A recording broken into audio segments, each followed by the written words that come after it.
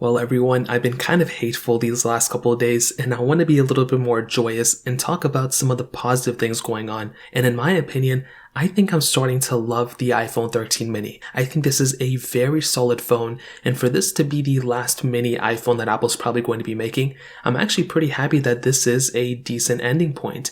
Now with the iPhone 13 Pros, I mean, these are way better phones.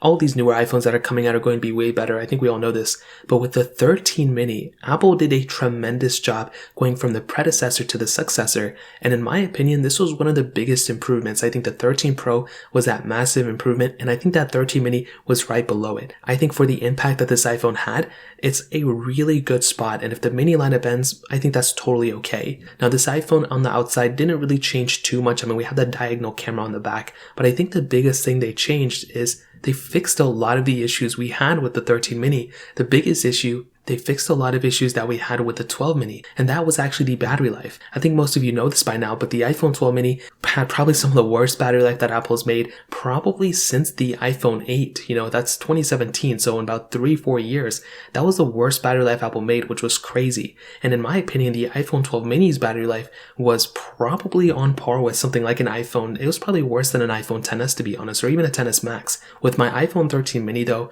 and this battery life has been so solid, and not only my opinion, but so many other people's opinions on forums all across the land and even on YouTube. A lot of people are talking about their experience with the 13 mini and how great the battery life has been. And in my opinion, this has been a solid improvement. This is one of my favorite things about the iPhone 13 mini, and I'm so happy that Apple created and just developed and fixed one of the biggest issues we had.